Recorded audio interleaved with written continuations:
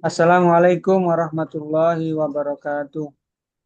Waalaikumsalam warahmatullahi wabarakatuh. Alhamdulillahi rabbil alamin. Wassalatu wassalamu ala asrafil anbiya'i wal mursalin. Sayyidina wa maulana Muhammadin wa ala alihi wa ashabihi ajma'in. Qala rabbi shrah li sadri wa yassir li amri. Wahlul 'uqdatam min lisani yafqahu qawli amma ba'du. Qala Allah Ta'ala aqimus shalah wa atuz zakah warka'u ma'ar raki'in. Qala Rasulullah sallallahu alaihi wasallam as-salatu imaduddin faman aqamaha faqad aqamaddin faman hadamaha faqad hadamaddin. Senantiasa kita bersyukur kepada Allah dengan membaca Alhamdulillahirabbil alamin. Semoga kita semua diberikan oleh Allah kesehatan lahir dan batin. Semoga oleh Allah kita digolongkan menjadi hamba yang terus senantiasa bersyukur kepada Allah dengan apa yang Allah berikan, nikmat karunia yang kita tidak akan pernah bisa menghitung nikmat dan karunia tersebut. Senantiasa bersyukur, berharap semoga Allah senantiasa menambahkan nikmat kepada kita.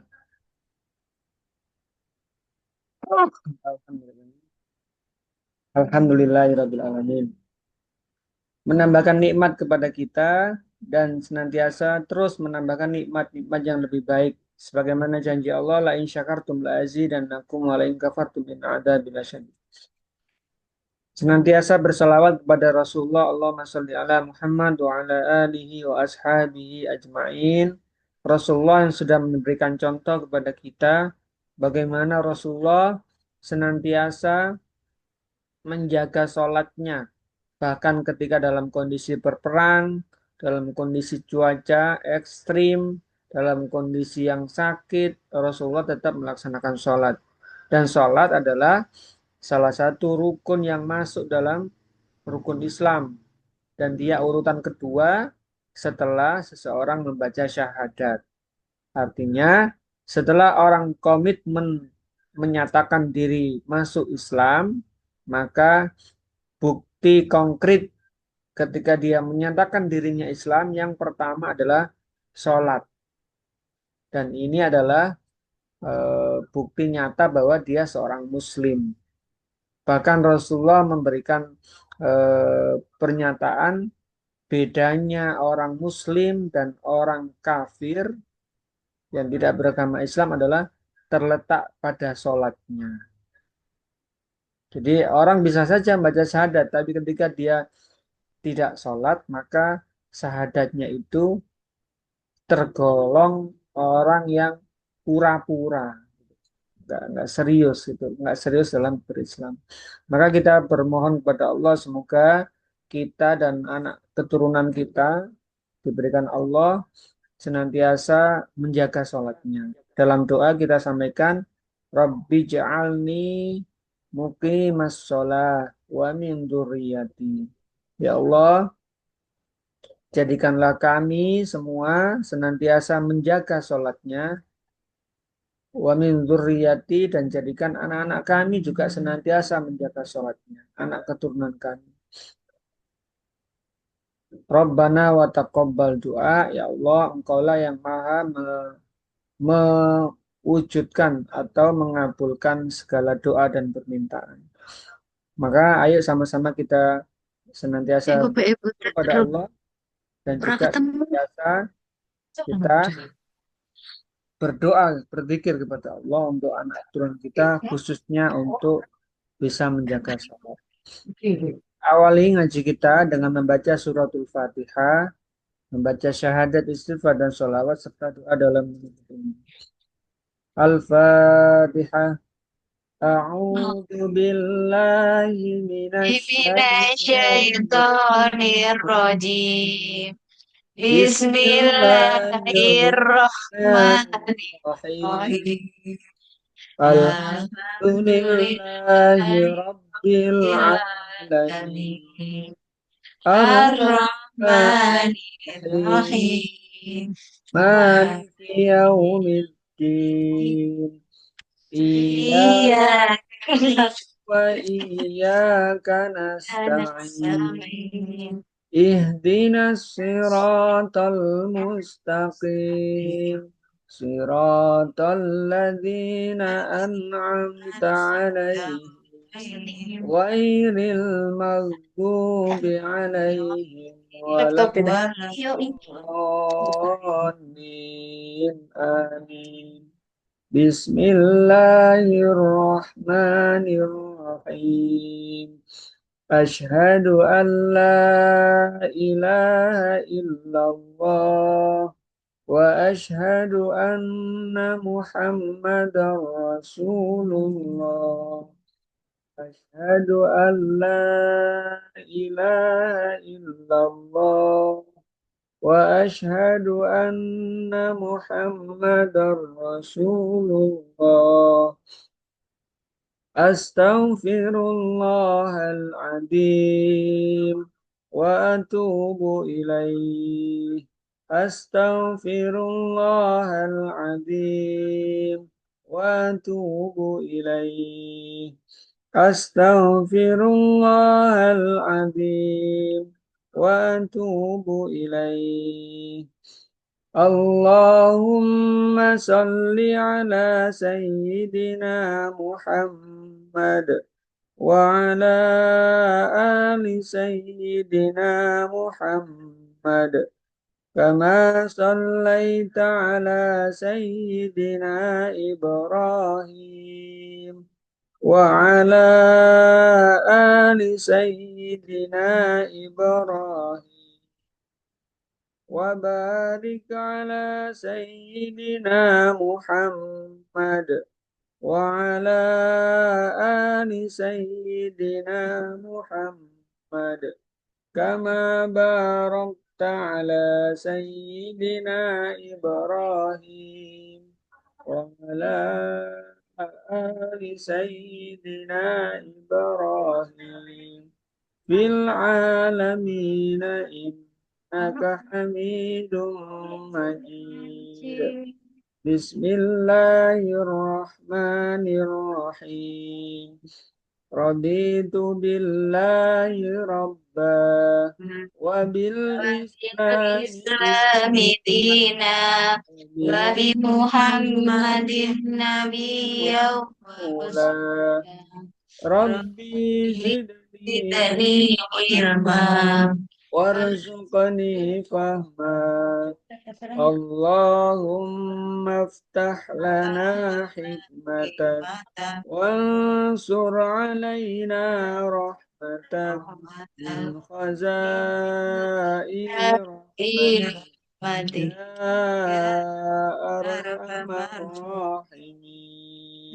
Amin ya rabbal alamin. Alhamdulillah.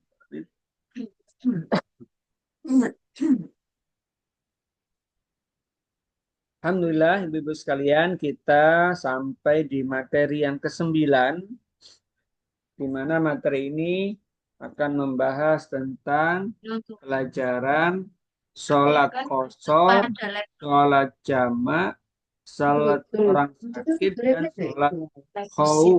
Di sini biasanya di situ. Punten ya Ustaz, ini masih ada agak belum ketemu Bluetooth-nya. Oh ya, ya kita Apa tunggu. speakernya ini? Nih. Si. Sambil menunggu enggak apa-apa. Kalau sudah saya kabarin. Nah, tadi saya di awal bahwa sholat adalah tiang agama. Barang siapa yang kemudian tidak melaksanakan sholat, sama saja dia telah merobohkan tiang agamanya dia.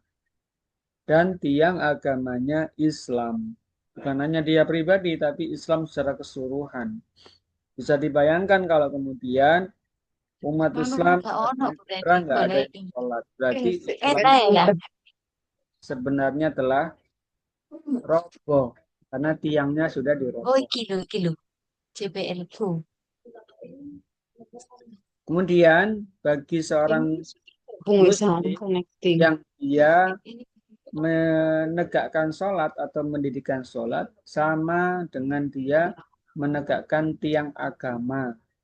Tiang agamanya di secara pribadi dan tiang agama Ini sih umat ini Islam secara yang atas.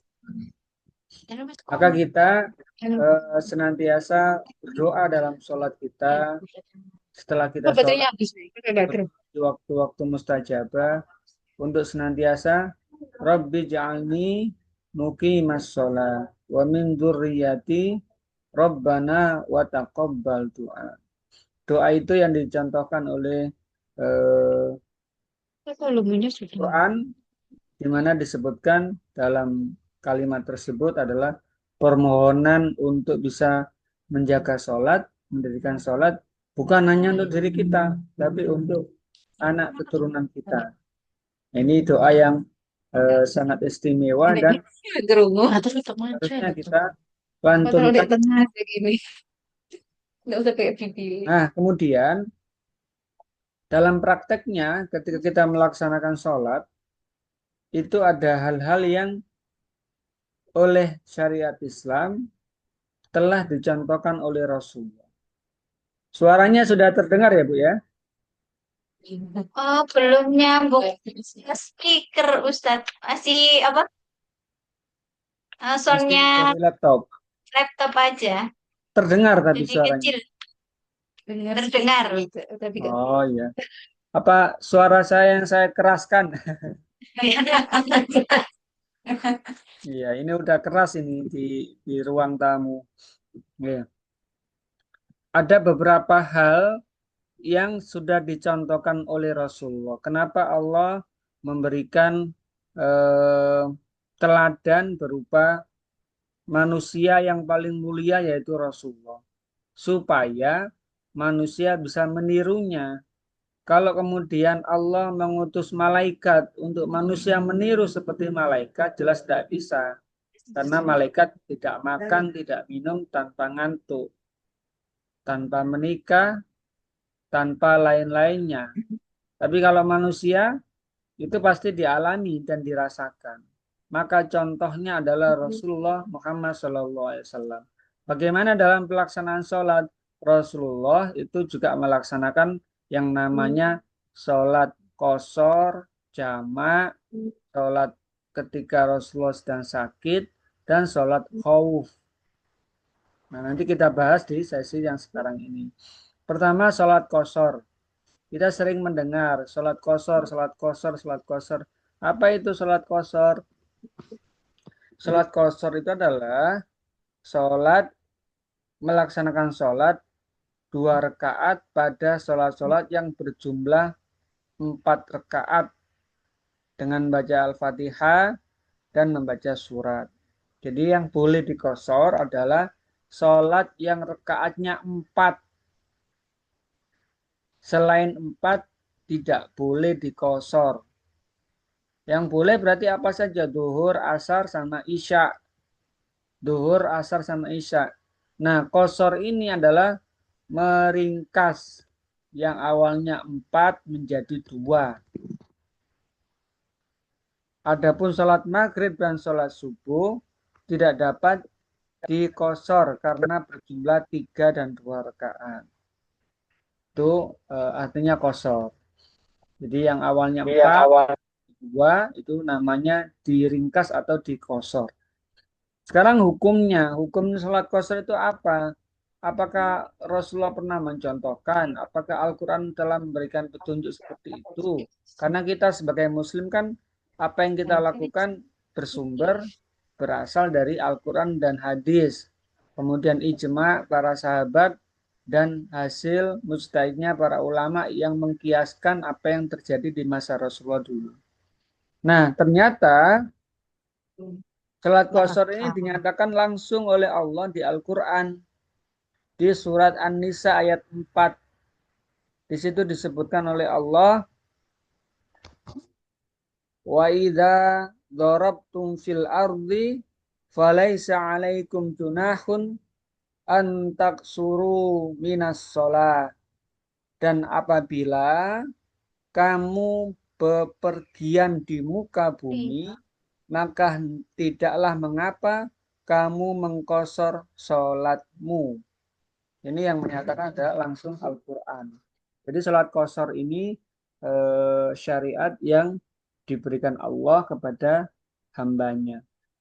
Kemudian Nabi ditanya perihal ini, beliau bersabda, sholat kosor itu adalah sedekah yang disedekahkan Allah untuk kalian. Alhamdulillah. Terimalah sedekahnya. Jadi Rasul menyampaikan bahwa kosor ini adalah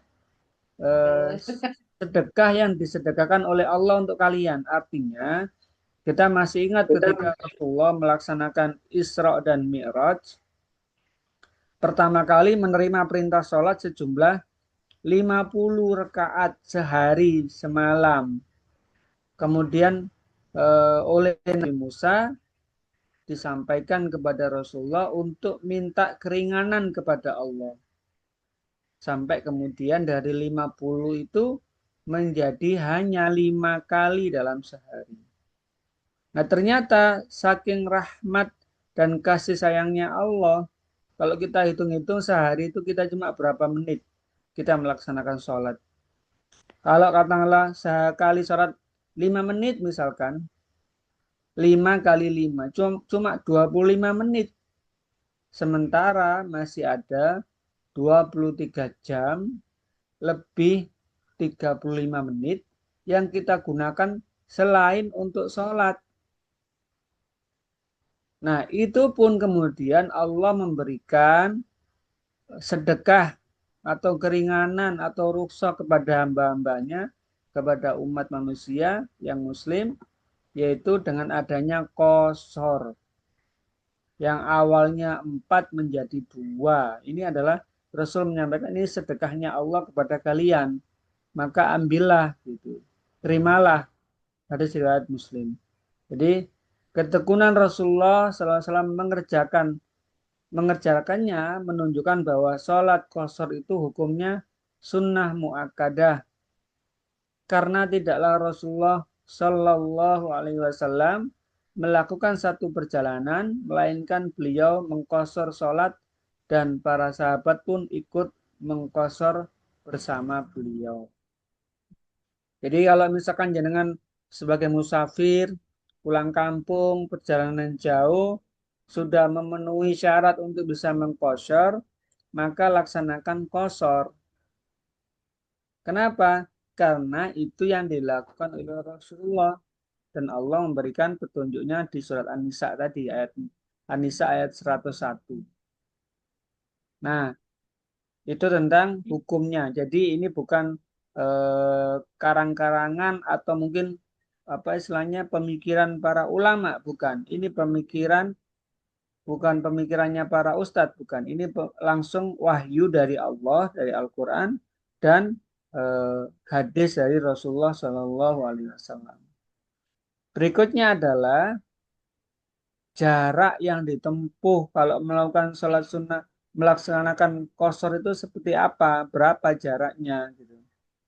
Jarak perjalanan yang disunnahkan untuk mengqashar sholat itu disebutkan bahwa Nabi tidak memberikan batas jarak perjalanan untuk mengqashar sholat.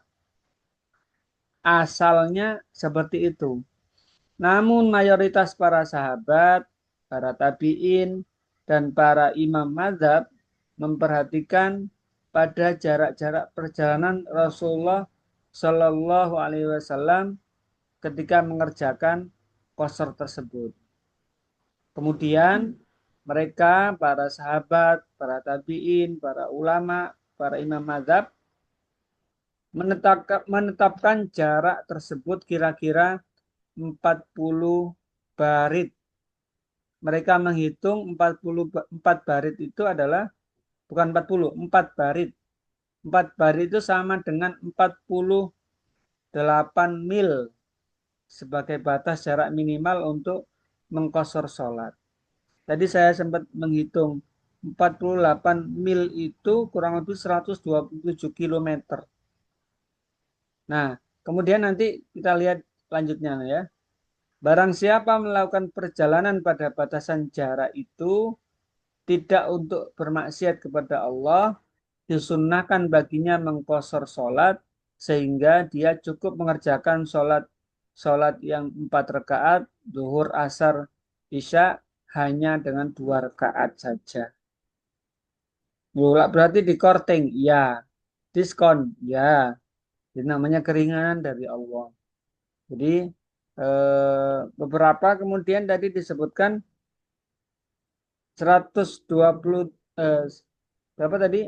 4 barit atau 48 mil itu terhitungnya 127 kilo.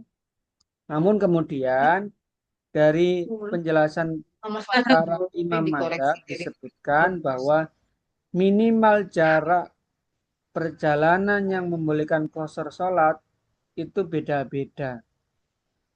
Umumnya berkisar antara 80 sampai 90 kilometer atau setara dengan 2 marhalah atau 16 farsah. Kita sekarang sudah dimudahkan mau ke Pacitan misalkan. Tinggal buka di map, ketemu sudah jaraknya berapa kilo. Kalau sudah memenuhi, maka nanti selama perjalanan kita oleh Allah diberikan rukhsah, diberikan keringanan, diberikan diskon, diberikan satu hal yang membuat kita menjadi tenang dalam perjalanan. Apa itu? Boleh dikosor sholatnya. Oh, berarti yang awalnya 4 boleh cuma 2. Yang awalnya 4 rakaat jadi 2 rakaat. Itu namanya dikosor. Tinggal melihat jaraknya. Nah, menurut Imam Hanafi memperbolehkan qashar sholat bagi perjalanan yang ditempuh dalam waktu 3 hari perjalanan dengan berjalan kaki atau menggunakan onta. Itu menurut Imam Hanafi. Imam Hanafi ini imam yang mazhab yang paling tua, yang paling awal gitu ya, generasi awal. Jarak tempuh ini diperkirakan sekitar 88 sampai 90 km. Jika berjalan kurang dari 3 hari, maka tidak diperbolehkan qashar sholat. Ini menurut mazhab Hanafi. Kemudian yang mazhab Maliki, Syafi'i, dan Hambali membolehkan qashar sholat bagi perjalanan yang mencapai minimal 16 farsah atau sekitar 80 sampai 88 kilometer ya, bukan kilogram ya. Kemudian ini setara dengan 2 marhalah atau 48 mil. Beberapa ulama mazhab ini juga berpendapat bahwa qashar sholat boleh dilakukan jika perjalanan tersebut memakan waktu 2 hari. Nah, perbedaan pendapat tersebut bahwa tidak ada batasan minimal jarak untuk qashar sholat selama seseorang itu disebut musafir. Namun mayoritas ulama sepakat bahwa batasan minimal jarak yang ditempuh untuk qashar tersebut adalah antara 80 sampai 90 km. Itu nanti jenengan tinggal memilih mana yang diambil. Kalau saya ya mengikuti yang kurang lebih 80 sampai 90 kilo. Kalau kurang dari itu berarti tidak mengqashar. Tuh. Kemudian yang disampaikan berikutnya adalah permulaan sholat qashar dan masa berakhirnya. Jadi sholat qashar ini ibaratnya sedekahnya Allah, itu ada masanya. Ketika apa? Nah, perhatikan. Seorang musafir memulai untuk mengqashar sholat ketika meninggalkan tempat tinggalnya dan terus melakukannya meskipun perjalanan tersebut memakan waktu lama sampai ia kembali ke negeri asalnya. Jadi pergi jauh misalkan ke satu tempat 1, 2, 3 hari dan tidak berniat untuk mukim di sana, maka selama itu dia boleh mengqashar. Tapi kalau dia mukim di sana, tinggal di sana, maka tidak, maka ke apa rukhsah untuk qasarnya menjadi hilang. Gitu. Misalkan pulang hari raya Idul Fitri ke rumah orang tua, hanya sehari saja, langsung balik misalkan, maka itu sholatnya boleh diqashar.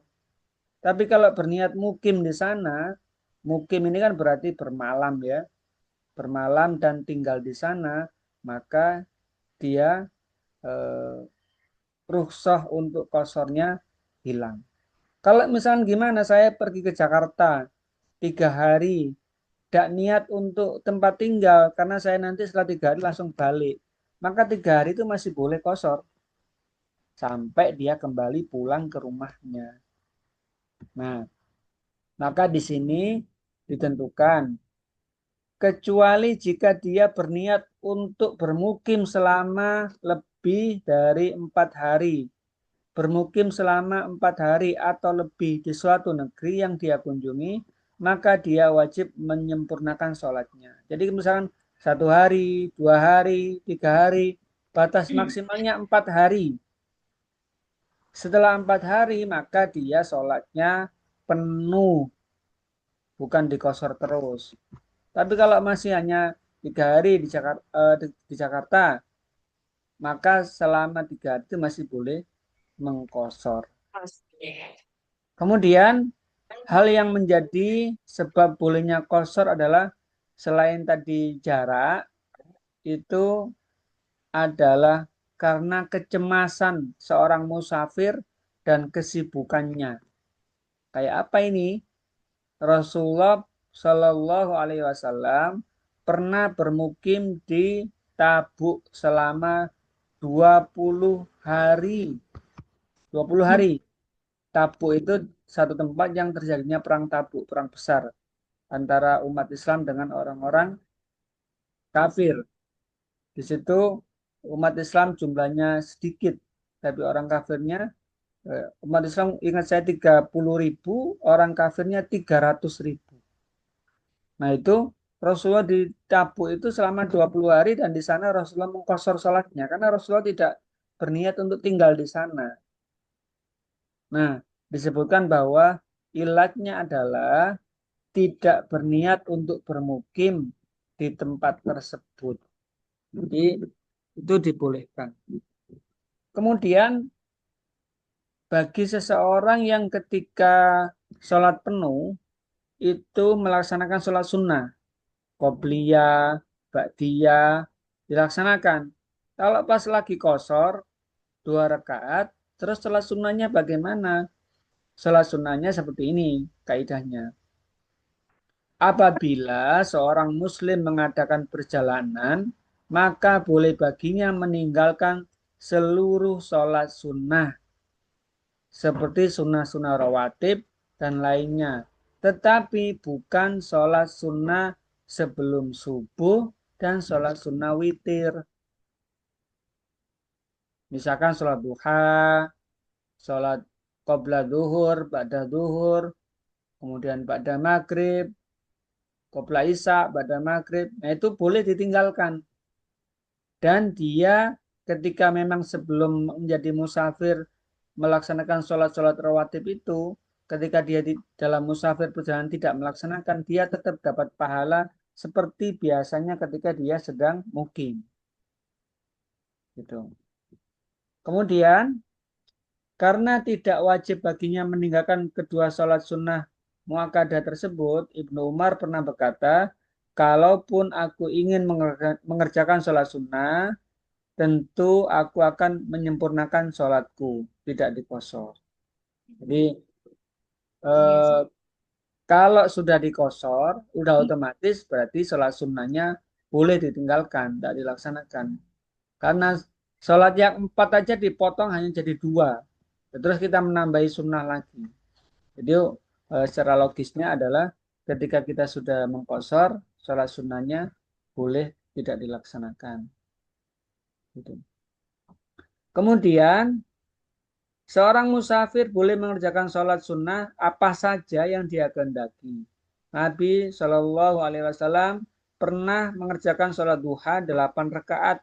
Padahal beliau ketika itu sedang musafir. Beliau pernah mengerjakan sholat sunnah di atas kendaraan ontanya. Padahal beliau juga sedang melakukan perjalanan. Jadi bukan dilarang ketika misal udah perjalanan jauh musafir, kemudian wah aku nggak boleh duha, bukan nggak boleh, boleh tetap boleh.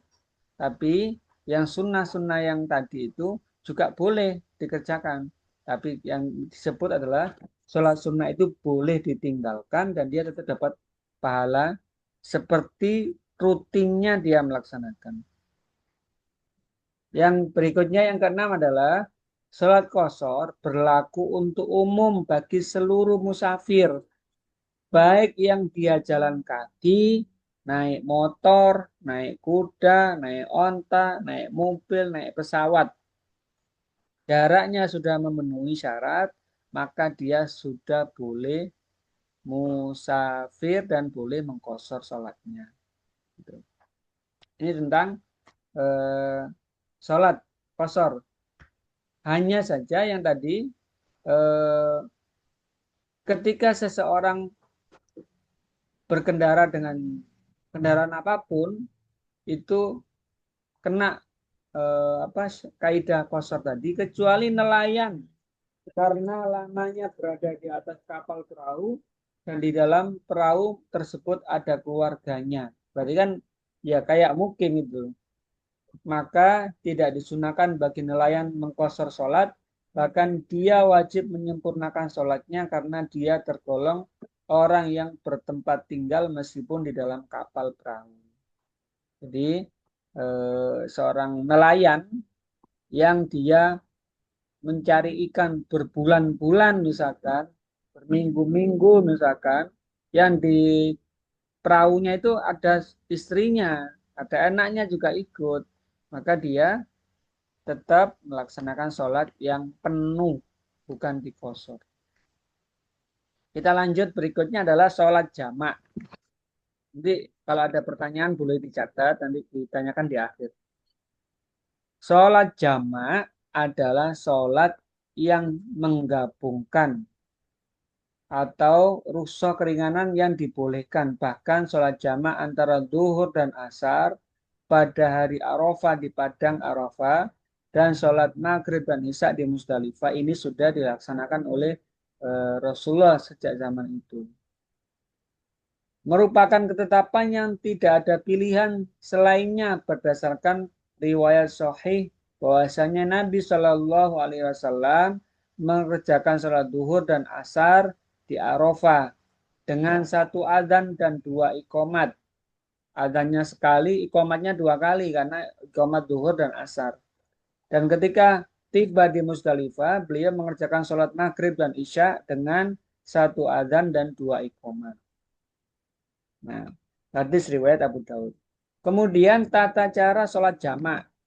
Baik kita juga eh, mengerti berdasarkan ada sumber kitabnya ya. Sholat jamak yaitu seseorang seorang yang hendak bepergian atau musafir mengerjakan sholat duhur dan asar dengan jamak takdim. Maksudnya dilaksanakan sholatnya di waktu duhur. Maka dia mengerjakan kedua sholat itu pada waktu duhur. Jadi sholat duhur dan asar kita perjalanan. Maka ketika dilaksanakan di waktu duhur disebut jamak takdim. Tapi kalau dilaksanakan di waktu asar maka disebut jamak takhir. Seperti itu. Kemudian tata cara ini berdasarkan riwayat bahwasanya pada suatu hari Nabi Shallallahu Alaihi Wasallam pernah mengakhirkan sholat ketika berada di Tabuk. Kemudian beliau mengerjakan sholat duhur dan asar dengan jamak. Kemudian mengerjakan sholat maghrib dan isya dengan jamak. Dan beliau ketika itu sedang singgah di Tabuk atau sedang berperang. Hadis riwayat Muslim. Jadi dibolehkan juga penduduk negeri ini apa tambahan informasi dari kitab ini, dibolehkan penduduk suatu negeri menjamak sholat maghrib dan isya di dalam masjid pada hari di saat turun hujan yang sangat deras. Jadi misalkan eh, kita berangkat ke masjid sebelum maghrib, terus sholat maghrib, terus habis maghrib ternyata hujannya sangat deras, cuacanya dingin, anginnya sangat kencang, maka dia boleh menjamak sholatnya. Jadi sholat isya-nya dilaksanakan di waktu maghrib, karena nanti pas isya dia nggak ke masjid lagi. Itu kondisi-kondisi tertentu dibolehkan seperti itu. Berarti Allah benar-benar kasih sayangnya kepada hambanya itu luar biasa. Bahkan untuk sholat yang sudah ditentukan waktu dan jumlahnya itu bisa waktunya digabung, bahkan rekaatnya bisa dikurangi. Itu bentuk rahmat kasih sayangnya Allah Subhanahu wa taala. Kemudian Rasulullah pernah menjamak sholat maghrib dan isya pada malam hari di saat turun hujan. Jadi penyebabnya salah satunya adalah hujan deras, cuaca sangat dingin, angin yang berembus kencang, itu bisa menjadikan kita dibolehkan untuk menjamak. Orang yang sakit juga boleh menjamak antara sholat zuhur dan asar.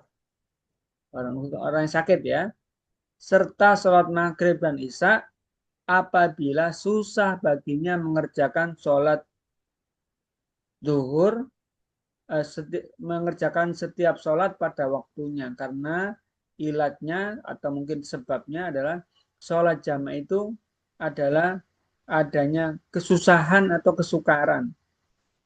Jadi selain eh, jamaah itu adalah karena perjalanan musafir, juga bisa karena orang yang sedang mengalami kesusahan atau kesukaran. Itu boleh dijamak. Kapanpun seseorang mendapatkan kesusahan, maka boleh menjamak sholat.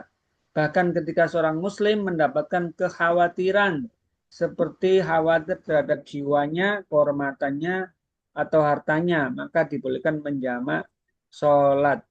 Rasulullah menyebutkan dalam hadisnya, pernah satu kali menjamak sholat di rumahnya, bukan karena hujan deras, tetapi di situ disebutkan sesungguhnya Nabi Shallallahu Alaihi Wasallam pernah mengerjakan sholat di Madinah 7 rakaat dan 8 rakaat.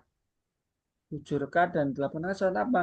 Sholat duhur dan asar 8 rakaat, maghrib dan isya itu 7 rakaat. Dijadikan satu waktu itu. Di satu waktu duhur asar jadi satu, kemudian maghrib isya jadi satu.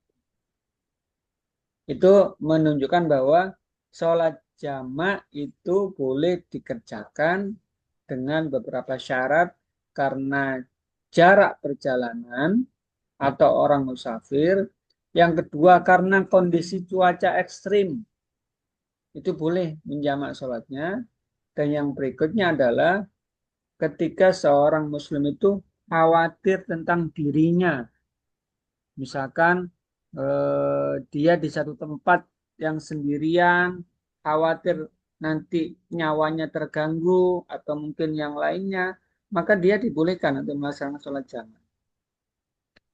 Ini kalau misalkan aku naik kereta, kemudian aku sholat dulu, bisa-bisa aku ketinggalan, maka boleh dijamak sebelumnya, tapi dipastikan waktunya sudah masuk, sudah masuk sholat. Misalkan kereta datangnya pas duhur, pas adzan, 1 menit sebelum duhur, sebelum adzan, maka langsung niatkan nanti aku akan jamak takhir. Niatkan dalam diri sehingga nanti pas asar nyampe misalkan jam 4, jam 5 itu kan masih masuk asar ya. Dia bisa melaksanakan sholat zuhur terlebih dahulu, baru kemudian sholat asar. Ketika jaraknya sudah mencapai batas minimal untuk qashar, maka dia bisa melaksanakan zuhurnya 2 rakaat, asarnya 2 rakaat juga. Jadi ya jamak, ya qashar namanya. Kemudian sholat untuk orang yang sakit. Nah tentunya saking lengkapnya syariat petunjuk dari Allah yang dibawa oleh Rasulullah, orang yang sakit itu tetap punya kewajiban sholat. Ibu-ibu yang mungkin mengunjungi saudaranya, keluarganya, kerabat anaknya mungkin, atau siapa saja ketika berkunjung ke rumah sakit, maka yang pertama dan utama ditanya adalah piye sholate. Jangan gupung bawa barang bawaannya apa, kemudian berapa lama di rumah sakit, apa aja yang diperiksa, kemudian kapan pulang, itu nanti yang utama ditanya, piye kamu sholatnya di sini, bisa sholat tak? Karena itu yang utama, seorang muslim berkewajiban untuk menyelamatkan saudara muslim yang lainnya. Jangan sampai gara-gara sakit, kemudian dia tidak melaksanakan sholat. Kenapa nggak sholat? Kan lagi sakit. Enggak, meskipun dia sakit, dia tetap melaksanakan. Karena Rasulullah pun melakukan itu. Apabila orang sakit, tidak mampu berdiri, meskipun bersandar pada sesuatu, itu dibolehkan. Berdiri, sholat berdiri. Ternyata setelah baca Fatihah, tiba-tiba gemeter badannya. Ya sudah, bersandar, nggak apa-apa, boleh. Terus ternyata pas mau berdiri, ternyata nggak kuat berdiri. Ya udah lanjutkan dengan cara duduk. Karena memang benar-benar nggak mampu gitu. Jadi maka boleh baginya mengerjakan sholat dengan posisi duduk kalau nggak mampu. Apabila tidak mampu duduk, maka boleh baginya menunaikan sholat dengan cara berbaring. Wes mek turu ae gak kuat ngadeg gitu. Itu dibolehkan bagi orang-orang yang sakit. Tentunya kita bisa memastikan sakitnya itu sakit yang memang benar-benar membuat dia tidak bisa berdiri. Kamu kenapa sholatnya sambil tidur? Sakit panu, nggak bisa. Sakit apa? Sakit mata. Sakitnya itu adalah yang sakit memang benar-benar membuat dia tidak mampu untuk berdiri secara sempurna. Maka dia boleh sambil duduk bersandar. Nggak bisa duduk sambil bersandar karena nggak kuat. Bisa sambil tidur berbaring. Kalau misalnya sambil berbaring, dia masih juga belum bisa. Dia dengan isyarat, isyaratnya boleh pakai tangan, isyaratnya boleh pakai kedipan mata. Saking sakitnya sudah parah. Dan ini menunjukkan bahwa sholat itu sesuatu yang tidak bisa ditinggalkan dan tidak bisa diwakilkan. Ini menjadi kewajiban pribadi-pribadi orang yang mengaku sebagai muslim. Makanya tadi ketika berkunjung kepada orang yang sakit, jangan lupa bertanya, piye sholatnya? Aku gak ngerti. Nah, ajari di situ.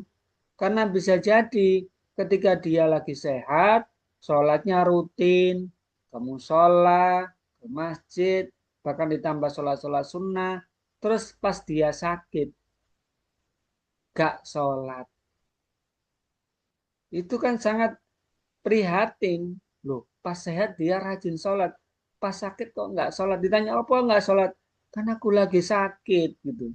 Padahal ada kaidah tuntunannya orang yang sakit tetap wajib sholat dengan kondisi yang dia mampu sampai kondisi maksimal dia sudah menutup mata innalillahi wa inna ilaihi rojiun, maka baru itu berhenti, sudah nggak wajib lagi sholatnya.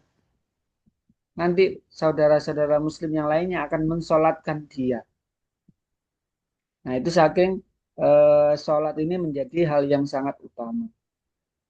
Jika tidak mampu juga dengan berbaring, maka sholat dengan menyandarkan kepalanya dan melentangkan kedua kakinya menghadap kiblat.